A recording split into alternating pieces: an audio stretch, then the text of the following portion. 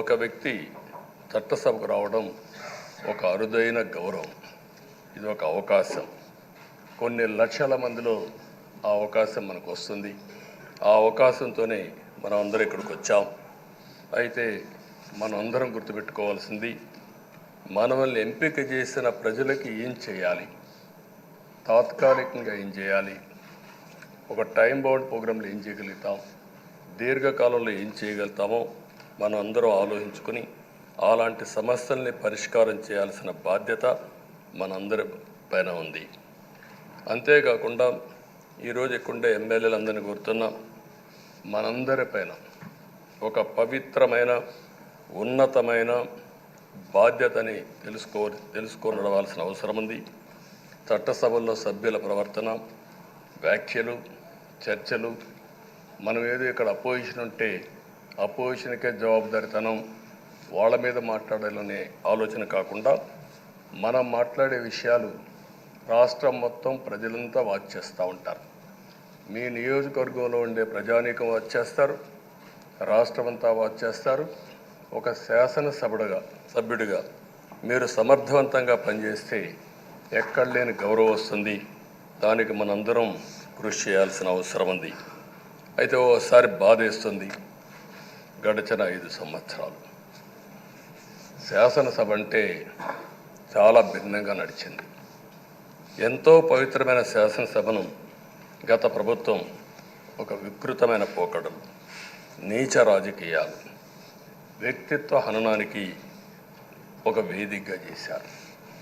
ఇదే అసెంబ్లీలో దూషణలు, బూతులు, విక్రింతలు, కక్ష సాధింపులు, మైకు లేకుండా పోవడం ఒకటి కాదు, చాలా సమస్యలు వచ్చాయి. అదే సమయంలో ఫస్ట్ టైం వచ్చిన ఎమ్మెల్యే బాధ్యతారాహిత్యంగా 6-7 సార్లు గెలిచిన ఎమ్మెల్యేని విక్రించడం, బూతులు తిట్టడం, చాలా వల్గర్గా ప్రవర్తించే పరిస్థితికి వచ్చారు. ఆ రోజు ప్రభుత్వం యొక్క వైఫల్యాల్ని క్వశ్చన్ చేస్తే వాళ్ళపైన సభలోనే దాడి చేయడం, నీచంగా మాట్లాడడం, వాళ్ళ మనోభావాలు దెబ్బతీయడం, ఇవన్నీ చేసే పరిస్థితికి వచ్చారు. ఇక్కడుండే నాయకులు నేను చూశాను. ఆ రోజు తెలుగుదేశం పార్టీ 23 మంది గెలిచాం. జనసేన లేరు, బీజేపీ లేరు. కానీ ఆ 23 మందిని గెలిచిన ఇదే అసెంబ్లీకి వస్తే వాళ్ళు ప్రవర్తించిన తీరు మీరు చూస్తే చాలా బాధాకరంగా ఆ రోజు పనిచేసే పరిస్థితికి వచ్చారు. ఆ రోజు ఒక్క విషయం మీరు చూస్తే, నేను కూడా ఇదే హౌస్లో చాలా బాధపడిన సందర్భం రోజు ఉంది. మెంబర్స్ అందరం ఉన్నాం. నన్ను గురించి, నా కుటుంబాన్ని గురించి ఇష్టానుసారంగా మాట్లాడితే కనీసం యాక్షన్ తీసుకోవడానికి నాకు మైక్ ఇవ్వమని అడిగాను. మేము నిరసన తెలియజేసి ఎడతామని మైక్ అడిగితే మైక్ ఇవ్వలేదు. ఇవ్వకుండా మీరు చూస్తే మామూలు సంఘటన కాదు. ఆ రోజు నేను ఒక మాట చెప్పాను, ఇది గౌరవ సభ కాదు, మీరు నాకు మైక్ కూడా ఇవ్వడం లేదు. మైక్ ఇవ్వకపోయినా నేను స్టేట్మెంట్ ఇవ్వాలి కాబట్టి ఇచ్చెడతాను రికార్డు కోసం అని చెప్పి గట్టిగా లేచి ఇదే సీట్లో కూర్చొని ఆ రోజు నేను చెప్పింది అదే వర్డ్స్ మీకు రిపీట్ చేస్తున్నాను. నేను స్టేట్మెంట్ ఇవ్వాలనుకున్నాను, మీరు మైక్ ఇవ్వకుండా చేశారు. అయినా నాకు బాధ లేదు.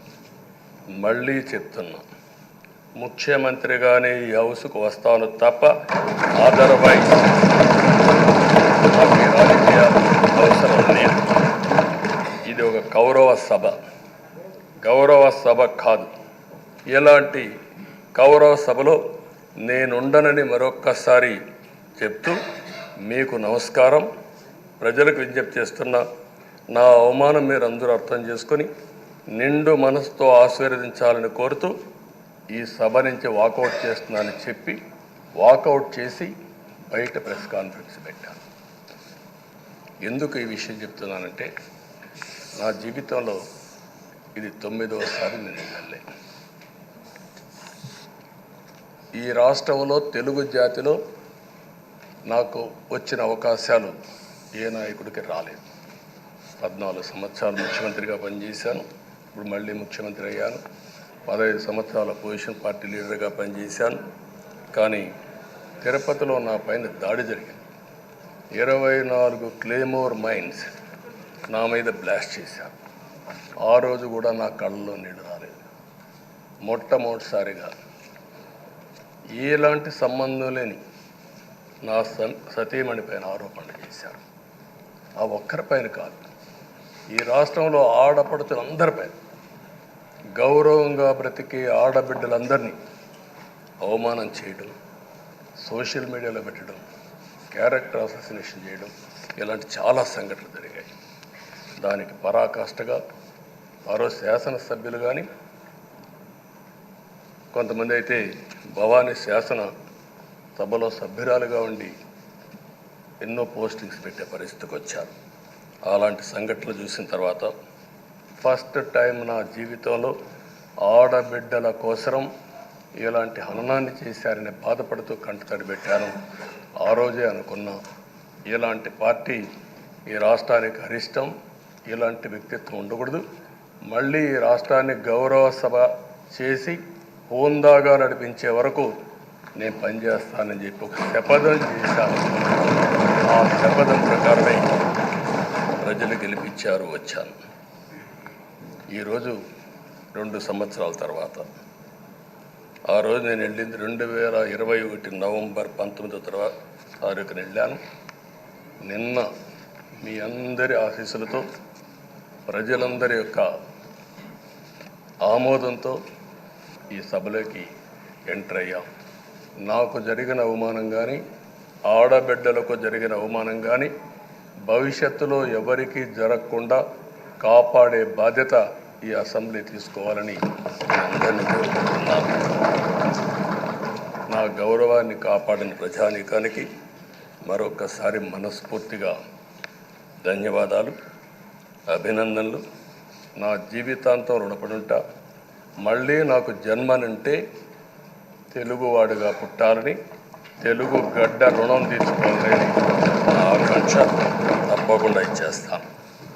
మొన్న మీరు ఒక్కసారి చూస్తే ఎన్నికల్లో ఇక్కడుండే శాసనసభ్యులందరికీ అనుభవం ఉంటుంది.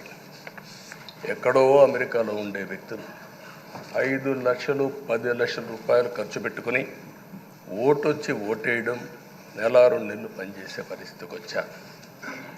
వేరే రాష్ట్రాల్లో ఉండే ప్రతి ఒక్కరూ ఇది నా బాధ్యత అనే ఉద్దేశంతో అందరూ వచ్చి ఓట్లేసే పరిస్థితికి వచ్చారు. కొన్ని సంఘటనలు చూస్తే ఆశ్చర్యం వేస్తుంది. హైదరాబాద్ నుంచి ఎన్నికల ముందు రోజున 55 ట్రైన్లు వేశారు. 55 ట్రైన్లో ఫుట్పాత్లపై నిలబడుకొని వచ్చారు. ఏసీలో ఫుల్గా, మామూలుగా ఏసీ అంటే ఒక ప్రెషర్ ఉంటుంది, ఎక్కువ మంది ఉంటే గాలి ఆడదు. అయినా కూడా లెక్క పెట్టుకోకుండా వచ్చారు. వీళ్ళందరినీ మనం పిలిస్తే రాలా, మనం ఆర్గనైజ్ చేస్తే రాలా. కానీ ప్రజలు గెలవాలి, ఈ రాష్ట్రాన్ని కాపాడుకోవాలని పిలిపించాం. ఎన్డీఏ, పవన్ కళ్యాణ్ గారు, బీజేపీ, తెలుగుదేశం ముగ్గురం కలిసి దాంతో స్పందించి పెద్ద ఎత్తున ప్రతి ఒక్కరూ మా బాధ్యతను వచ్చారు.